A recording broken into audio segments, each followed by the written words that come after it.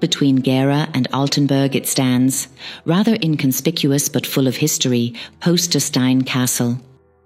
Since the Middle Ages it has overlooked the valley, at times a seat of power, at times an administrative centre. Castle Posterstein reflects upon a turbulent and eventful historical past. As early as the 6th century, Slavic tribes began to expand their settlement area further west, reaching the Elbe and Saale rivers. During this period, Slavic groups also settled in what is now the Altenburger land. The Germanic farmers living here were gradually assimilated into the Slavic tribal communities over time. Thus, the Altenburger land early on became part of the Slavic-influenced cultural landscape. Sorbian tribes made use of the treeless lands for farming and herding livestock. The roots of Posterstein Castle trace back to the time of Emperor Frederick I. In the mid-12th century, the Staufer began to expand their sphere of power into the area of what is now the Altenburg region. To consolidate their rule there, Barbarossa pursued a strategy. He elevated his ministerials, or unfree servants, to the rank of knights. Their responsibility was to manage the newly settled territories, suppress Slavic influences, and maintain the land's military security. Thus, in the 12th and 13th centuries, numerous smaller fortifications emerged in the Pleißenland. One such site was Posterstein Castle. The first documented mention of the castle dates back to 1191. At that time, a Gerhardus of Nöbdenitz, along with his mother, Mechtilde of Stein, is recorded as the owner. Gerhardus was among the imperial ministerials of Emperor Barbarossa. The castle itself was built in the Middle Ages as a fortification on a rocky outcrop above the river Sprotte, a tributary of the Pleiss. In the documents of that time, it is recorded under the name Stein. From this early period, parts of the ring wall and the imposing keep have survived and remain intact to this day. Later, the medieval structure was expanded and rebuilt in the Renaissance style.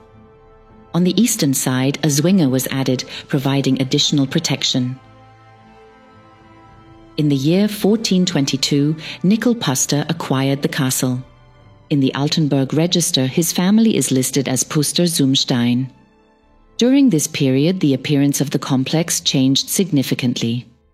The former fortification gradually transformed into a residential castle.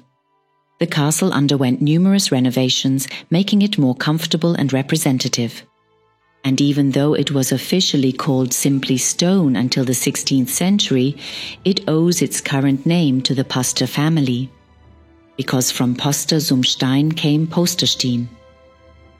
In the 16th century, the castle acquired its characteristic appearance that remains to this day.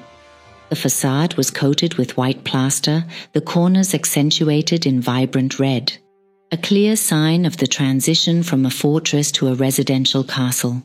Also dating back to this period is an architectural highlight, the arch on the west side.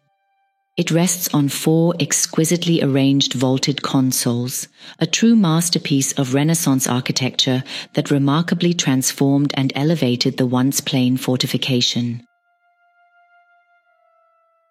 Originally, Posterstein Castle was built as a classic ring fort with a central keep at its core. Today, this tower soars all the way to the weather vane, standing at 42 meters tall.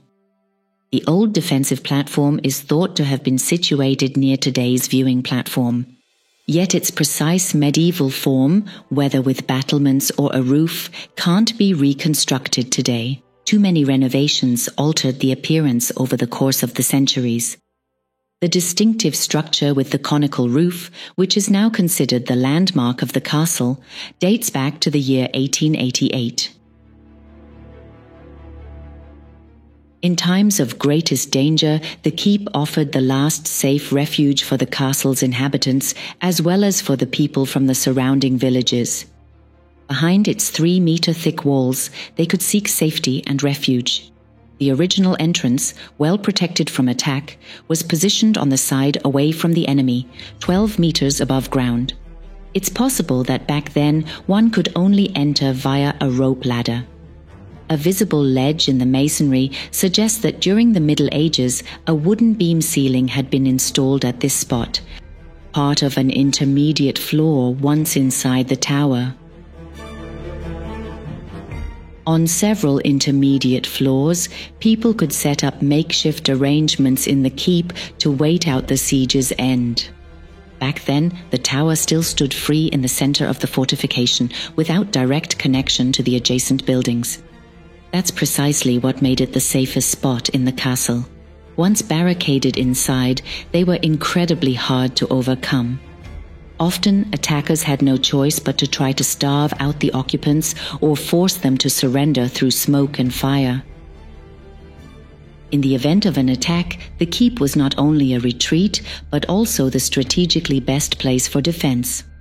From up here, a watchman kept an eye out for approaching enemies. As soon as danger loomed, the defenders would take their positions. With bows and arrows or with crossbows, they fired through narrow loopholes in the wall at the attackers. Battlements and a sturdy protective parapet provided them with reliable cover.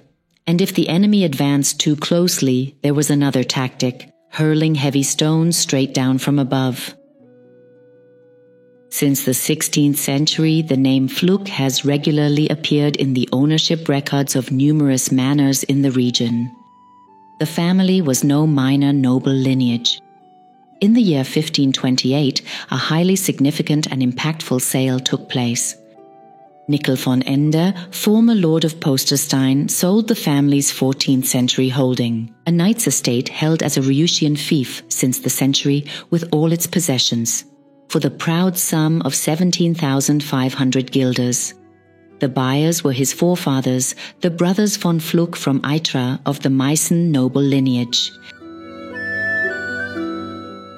Thus began the era of the Flug family at Posterstein, a family whose influence would shape the history of the region for generations to come. There are particularly several historical accounts about Julius and Haubold Flug. Julius became the bishop in Naumburg. The highly learned man was considered a significant opponent of the reformer. Haubold, on the other hand, entered the civil service of his sovereign, Elector John Frederick, and took on the duties of knighthood. Thus, in the Schmalkaldic War, 4 horses, a military wagon, 2 archers, and a pikeman from Posterstein were deployed. The manor expanded over time, and the castle was transformed into a grand palace. In the year 1554, Haubold von Flug significantly expanded his influence. He acquired jurisdiction over 14 additional locations. The lower jurisdiction governed everyday matters, guardianships, inheritances, and sales. The higher jurisdiction, however, extended much further. It permitted judgments over life and limb, essentially deciding matters of life and death. A fascinating relic from that time is still preserved in the courtroom of the castle. A massive court cabinet from the 17th century firmly built into the room. Behind its 3 sign doors, files and court books were once securely stored for safekeeping. Especially intriguing, the cabinet hides a staircase. Castle dwellers likely used this passage as a secret escape route. It led from the courtroom to the kitchen, into the courtyard, the lower hall with the chapel, and even down to the deep cellar of the castle.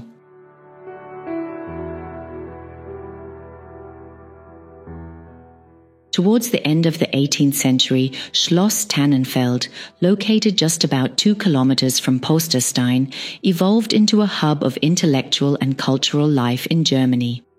The so-called Musenhof of Duchess Anna Dorothea of Courland was among the most renowned of its kind. She cultivated strong connections with leading statesmen and notable figures of her era. In the salons, they not only made music, played games and debated, but also actively promoted political exchange. A fellow poet once remarked with admiration that in her salon every opinion could be expressed as long as it was conveyed in a courteous manner. Anna Dorothea von Kurland turned her estates and Tannenfeld into meeting points for the European elite. Artists, philosophers, and prominent political figures of her era were welcomed to her court. Among the most distinguished guests was likely even Tsar Alexander I of Russia. The Duchess deliberately chose the locations of her residences. The two castles were situated along major travel routes, centrally located between Berlin and Karlsbad, between Dresden and Erfurt, and in close proximity to the intellectual hubs of Weimar and Jena at the time. The nearby Ronneburg was also a renowned spa destination during that era.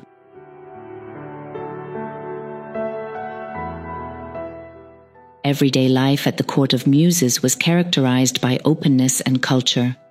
A particular highlight was the daily gathering at 5 p.m. in the tea room of Tannenfeld Castle. They philosophized, debated, made music, and danced.